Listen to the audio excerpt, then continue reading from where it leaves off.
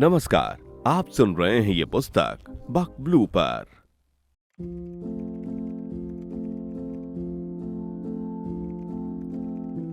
मैं रुक जाऊं या तुम थम जाओ, या इस पल को कह दो कि पल तुम ठहर जाओ।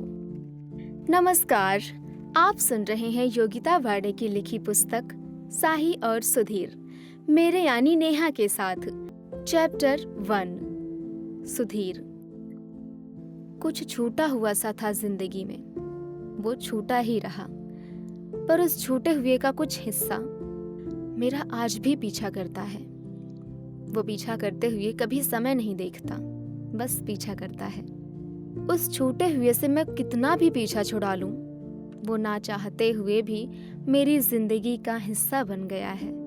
सोते जागते, उठते बैठते, खाते पीते, हर जगह अपनी मौजूदगी का एहसास करा ही देता है। वक्त के साथ हमें बदलना ही पड़ता है, पर मुझे लगता है कि वक्त ही सब कुछ तय करता है। जैसे ना चाहते हुए को जोड़कर रखना चाहता है, ताकि फिर से हम आज को भी कल सा छूटा हुआ ना बना दें। कुछ ख्वाहिशें ना टूटे, कुछ सपने ना बिखरने पाए। वो आखिरी पन्ना। मैंने उस किताब का आखिरी पन्ना अनगिनत बार पढ़ा, बार बार पढ़ा। मैं इतना रो रहा था जितना मैं पैदा होने पर भी नहीं रोया था। ऐसा मुझे लगता है, क्योंकि वो दिन मुझे याद नहीं। मेरी आंखों में आंसू रुकने का नाम ही नहीं ले रहे थे। मैं बच्चों की तरह विलख विलख कर रो रहा था। मैं खुशी में रो रहा था या गम में, मुझे नहीं पता था। ये आंसू भी ना तभी निकलते हैं जब या तो ज्यादा गम हो या ज्यादा खुशी। कभी कभी हमें पता नहीं होता कि हम किसके लिए इस दुनिया में हैं, क्यों जी रहे हैं, वजह क्या है। जब हम बच्चे होते हैं, हम हमारी सभी प्यारी चीजें हमेशा छुपा कर रखते हैं। ये हम सभी ने किया है। वो चीजें हमारी जिंदगी की सबसे अनमोल चीजें होती हैं। हम सबका बचपन एक जादुई नगरी की तरह होता है, जहां हम चाहते हैं कि हम छड़ी घुमाएं और सब कुछ पालें। आबरा का डाबरा, गीली गीली छू। पर हम सभी जानते हैं ये एक तिलिस्म है जो फूंक मारने पर भी खत्म हो जाएगा। सभी को आगे बढ़ना ही होगा, पर मैं इस जादुई दुनिया से बाहर नहीं आना चाहता। मुझे अपना बचपन, या यूं कहें तिलिस्म, पसंद है। अगर कभी हम अपनी अनमोल चीजों को किसी से बांटना चाहें तो समझ लो कि वो तुम्हारी जिंदगी में सबसे स्पेशल है। कहते हैं ना कि हम जिसे शिद्दत से चाहते हैं वो हमें मिल ही जाता है। आज ये बात सच भी हो गई। जिसे मैं बरसों से ढूंढ रहा था वो मेरे पास ही थी, पर मैं उसे देख नहीं पाया था। उसका अफसोस मुझे जीवन भर रहेगा। पर अब सब ठीक हो रहा था, मैं अभी तक रो रहा था। एयर होस्टेस 2-3 बार आकर मुझे पूछती रही, sir are you okay, would you like something. मैं अपनी गर्दन हिलाकर हर बार उसे मना करता रहा। उस किताब को मैं बार बार छू रहा था। हर पन्ने में मुझे साही नजर आ रही थी। ऐसा लग रहा था कि साही मेरे पास होते हुए भी मुझे नजर क्यों नहीं आई। किताब को सीने से लगाए, आंखों में आंसू लिए, मैं अपनी जिंदगी के पन्नों को पलटने लगता हूँ। हर वो लम्हा जो पीछे छूट गया था, वो पल, वो रिश्ता जो खत्म होने की कगार पर था, पर वो था और रहेगा हमेशा के लिए मेरे पास, मेरा बनकर। कहते हैं जो हमारी किस्मत में है वो हमें किसी न किसी तरह मिल ही जाता है, और इसका सच आज अस्तित्व में है। हर इंसान की जिंदगी में अपने सपने होते हैं, अपनी चाहतें होती हैं। मैंने अपनी जिंदगी में कभी भी भागते हुए सपनों को पकड़ना नहीं चाहा, क्योंकि सपने कभी पकड़े नहीं जाते, हमें उन्हें पूरा करना पड़ता है। मुझे हमेशा से मेरी मंजिल की तलाश थी, एक सुकून जो कहीं नहीं था, पर वो साही ने पूरा किया, या मैं उससे मिलने के बाद पूरा हुआ। सफर लंबा था, मेरी आंखें आंसुओं से भरी हुई थी। आंखें बंद कर कब मैं अपने पुराने दिनों में चला जाता हूँ पता ही नहीं चला। उन यादों ने मुझे अपने आगोश में ले लिया था। तुम्हें मिलने से तुम्हें पाने तक, तुम्हें पाने से तुम्हें खोने तक का सफर। हाथ से नहीं छूटा, क्योंकि तुम मुझ में और मैं तुम में कहीं ना कहीं बाकी थे। 7 साल पहले। कहते हैं कोई भी कहानी किसी हीरो हीरोइन के बिना पूरी नहीं होती है। हाँ, ये सच भी तो है। जब तक किसी कहानी में हीरो और उसकी हीरोइन ना हो, उनमें कोई प्यार नहीं होगा, तो कहानी आगे बढ़ेगी कैसे? मैं कहीं भी घुमा फिराकर मेरी कहानी को धीरे धीरे अपनी मंजिल तक नहीं पहुंचाना चाहता हूँ, पर अभी मंजिल मिली कहाँ है? अभी तो फाइनल बाकी है। उससे पहले मेरी कहानी क्या आप जान ही लें। चलो मिलते हैं कहानी के हीरो से। कहानी का हीरो कौन? इस कहानी का हीरो मैं, यानी सुधीर। सुधीर। मैं मुंबई के दुर्गा कुंज सोसाइटी के एक फ्लैट में रहता था। मैं एक मिडिल क्लास फैमिली से था। मेरे पापा और मम्मी दोनों नौकरी करते थे। मेरा स्वभाव स्कूल में सभी बच्चों से बहुत अलग था।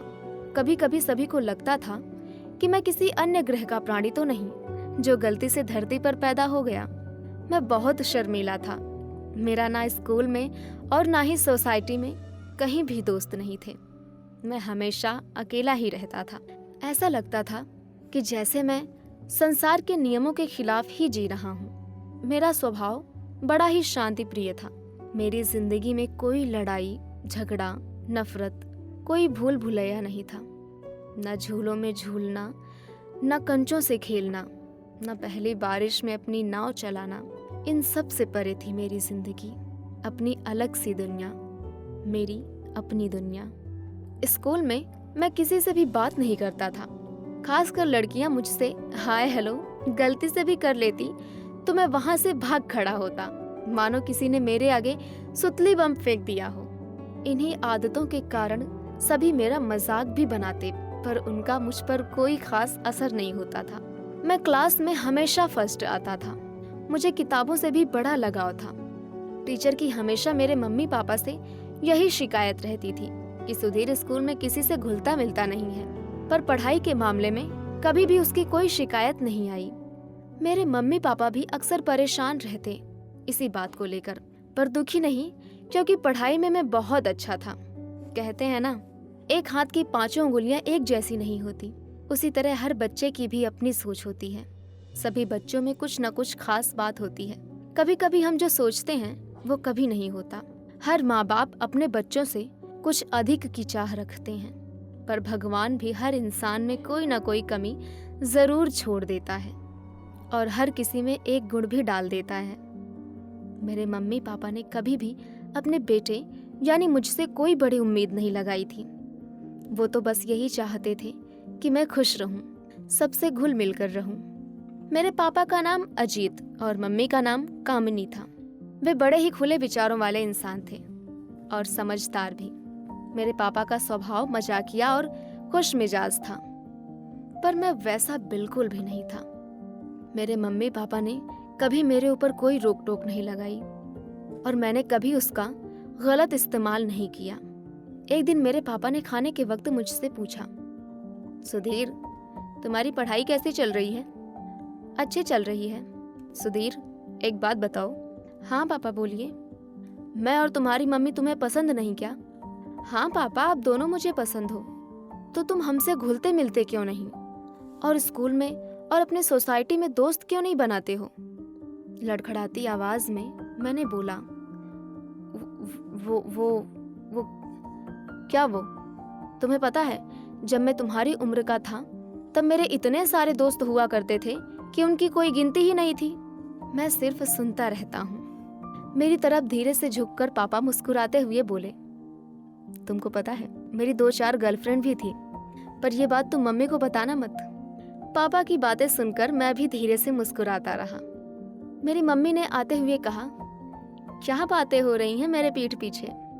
पापा और मैं धीरे से मुस्कुरा दिए। पापा ने कहा, कुछ नहीं, बस ऐसे ही तुम्हारी बुराई कर रहे थे। पापा की बातें सुनकर मम्मी भी मुस्कुरा देती हैं। पापा की बातें हमेशा ही मजेदार होती हैं।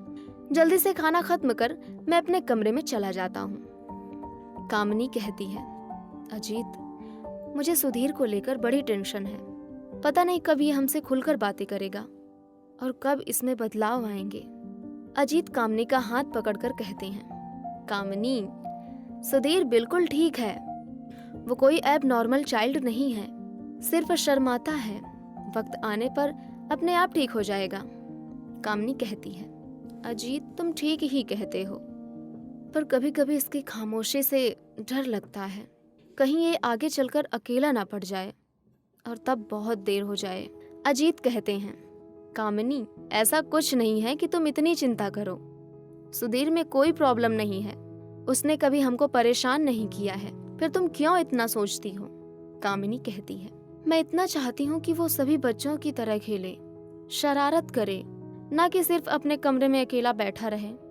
अजीत कहते हैं, कामिनी ये कोई समस्या नहीं है, अब सोचना बंद करो।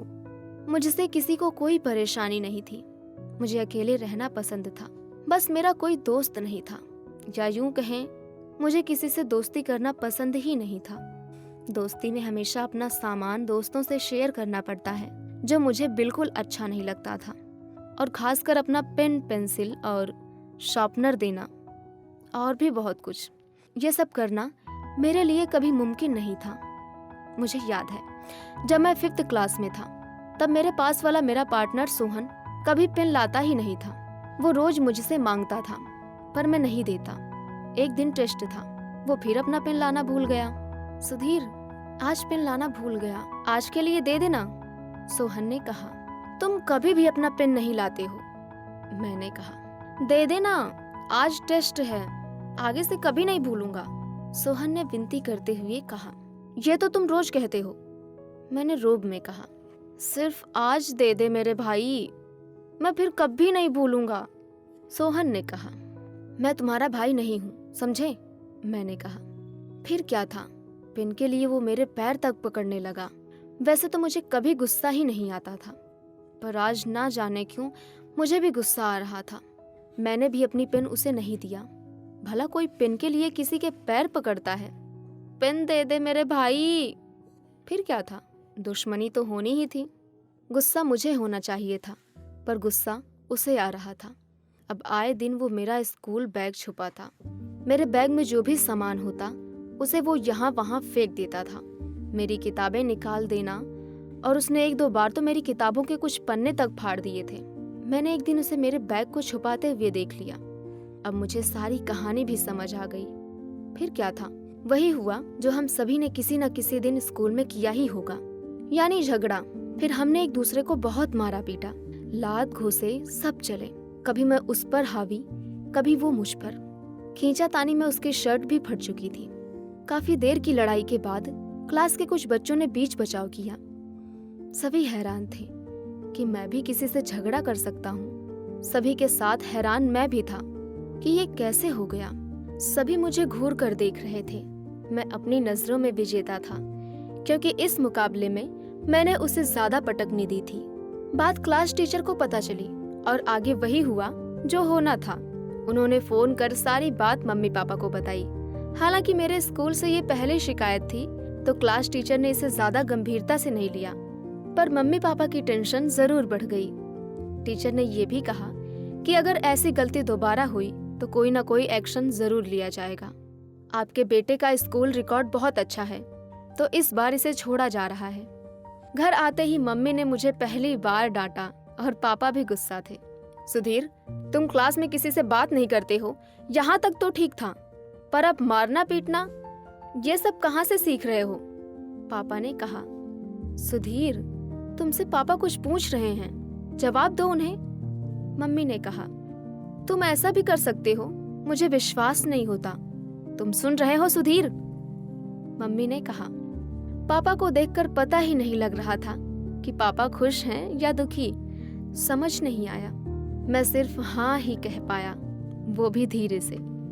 हालांकि मैं मम्मी पापा के सामने कुछ भी कहने से बहुत घबराता था। पता नहीं मैं खुलकर बात क्यों नहीं कर पाता था। अगर मैं पापा को बताता कि हमारी लड़ाई एक पेंसिल से शुरू हुई थी, तो पापा डांटने के बजाय हंसना शुरू कर देते। लेकिन इस तरह से डांट खाना मुझे भी अच्छा लग रहा था, क्योंकि ये मेरे साथ रोज नहीं होता था। इस तरह के और भी कई हादसे हुए हैं, मगर ये मेरी जिंदगी की पहली लड़ाई थी, जो मैंने मेरी नजरों में सिकंदर की तरह लड़ी। वही सिकंदर दोस्तों, जिसको हम सभी ने अपनी किताबों में पढ़ा है। सिकंदर का जन्म 356 ईसा पूर्व यूनान में हुआ था। उनको अलेक्जेंडर मोसिडोनिया के नाम से भी जाना जाता है। इतिहास में वे सबसे कुशल और यशस्वी सेनापति माने गए हैं। उसने बचपन से ही विश्व विजेता बनने का सपना देखा था और मात्र 33 साल की उम्र में ही उसकी मृत्यु हो गई थी। अब सिकंदर को छोड़ो और मेरी कहानी पर फोकस करो। मैंने मम्मी पापा दोनों की डांट बड़े मजे लेकर खाई, फिर अपने कमरे की तरफ चल दिया। कभी कभी कुछ छोटी सी बात हमें एक बड़ी सी खुशी देकर चली जाती है, या यूं कहें कि हमें उन बातों का होना अच्छा लगता है जो बातें हमारी जिंदगी में कुछ नया लेकर आती हैं। वो जरूरी भी है। हमारी रोजमर्रा की जिंदगी में अगर हम रोज एक ही ट्रैक पर चलते हैं तो ट्रैक बदलना भी जरूरी हो जाता है। पर मेरी जिंदगी में मेरी ट्रेन ऐसे ट्रैक पर कभी नहीं रुकी, सिवाय उस समय के। मुझे बचपन से ही अपना कमरा बहुत पसंद था। कमरे में पहुंचते ही सीधा मैंने पलंग पर जंप किया। मेरा कमरा ही मेरा सब कुछ था। यहीं आकर मुझे सारे जमाने भर की खुशियां मिलती थी। यही मेरा दोस्त था और यही मेरा सुख दुख का साथी भी। मैं अपनी तारीफ अपने मुंह से नहीं करना चाहता, पर आपको बता ही देता हूँ कि मैं पेंटिंग बहुत अच्छी बनाता हूँ। जो भी मेरी पेंटिंग को देखता है वो यही कहता है कि मेरी पेंटिंग मानो अपने आप में तराशा हुआ नगीना लगती है। ये मुझे भगवान का दिया हुआ गिफ्ट ही समझें। मुझे कभी किसी से शिकायत नहीं है। मुझे दोस्त बनाने में कोई दिक्कत नहीं है, पर पता नहीं क्यों मैं ये नहीं कर पाता। मैं उन दूसरे बच्चों की तरह नहीं हूँ जो एक बार मिलने पर ही कई दोस्त बनाते हैं और उतनी ही जल्दी उन दोस्तों को तलाक दे देते हैं। कई बच्चे तो ऐसे होते हैं जो हर किसी को कहते हैं तुम मेरे सबसे अच्छे दोस्त हो। तुमसे अच्छा तो मेरा इस दुनिया में कोई दोस्त है ही नहीं। फिर चाहे वो एक दूसरे से महीनों ना मिलते हों, ना बात करते हों। मैंने भी ये फैसला किया था कि मैं जिस दिन किसी को अपना दोस्त बनाऊंगा उसे कभी नहीं छोड़ूंगा। अब चाहे वो लड़का हो या लड़की, मैं ऐसी दोस्ती निभाऊंगा कि दुनिया देखती रह जाएगी। वहाँ मेरे मम्मी पापा परेशान हो रहे थे। पापा तो ये भी कह रहे थे, कामिनी कहीं हमारा बेटा सिगरेट तो नहीं पीता है? क्या वो किसी गलत आदत में तो नहीं पड़ गया है? या फिर कुछ और भी हो सकता है। अजीत, आप भी ना कैसी बातें कर रहे हो? अभी वो 10th क्लास में ही है। कामिनी, आजकल के बच्चे गलत आदतों में छोटी उम्र में ही पड़ जाते हैं। उन आदतों को छुड़ाना मुश्किल हो जाता है। इस तरह की आदतें पढ़ने में या बिगड़ने में कोई दोस्त भी तो होना चाहिए ना। हाँ कामिनी, सुधीर का तो कोई दोस्त भी नहीं है। ये बड़ी परेशानी है। हम किसी से कुछ पता भी नहीं कर सकते। अजीत, आप ज्यादा मत सोचो और सो जाओ।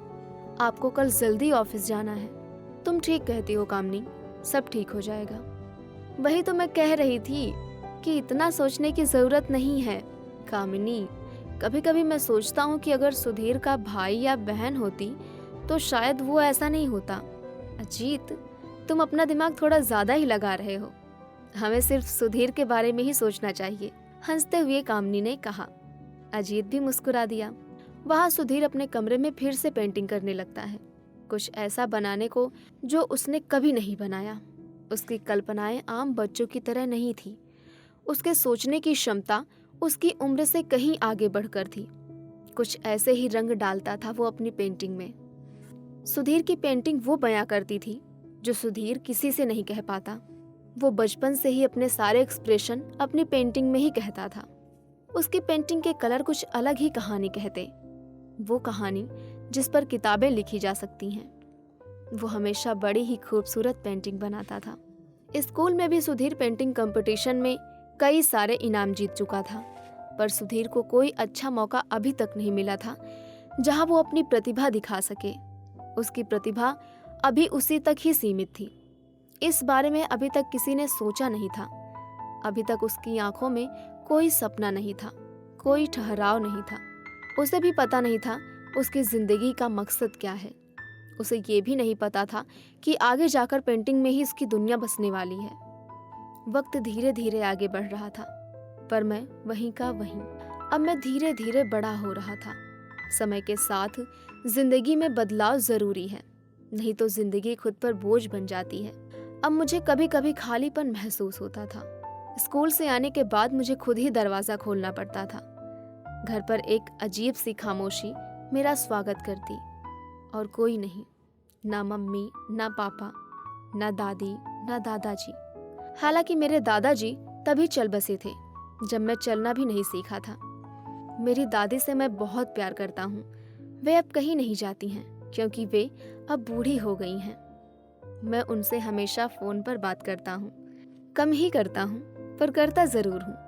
उनको अब सुनाई भी कम देने लगा है, पर मेरी आवाज़ का वे पूरा जवाब देती हैं। मुझे कभी तेज़ आवाज़ में बात करने की ज़रूरत नहीं पड़ी, पर कभी कभी लगता है दादी ना सुनने का नाटक तो नहीं करती, क्योंकि मम्मी पापा तो उनसे बड़ी तेज़ आवाज़ में बात करते हैं।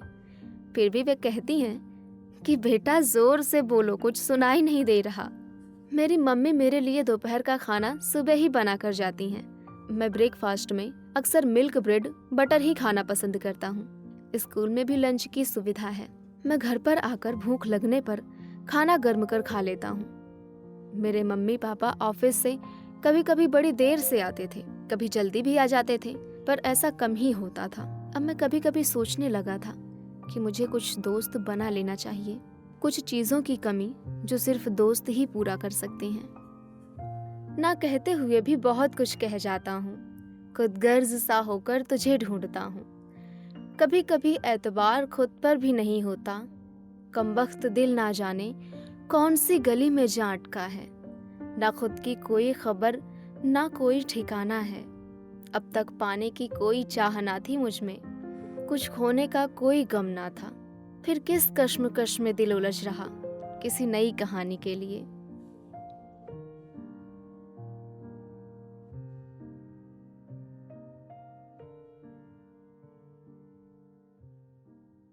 अभी आप सुन रहे थे ये पुस्तक बक ब्लू पर। आपको ये किताब कैसी लगी कमेंट में हमें जरूर बताएं। साथ ही स्क्रीन पर दिए गए सभी प्लेटफॉर्म्स पर हमको फॉलो करना ना भूलें। धन्यवाद।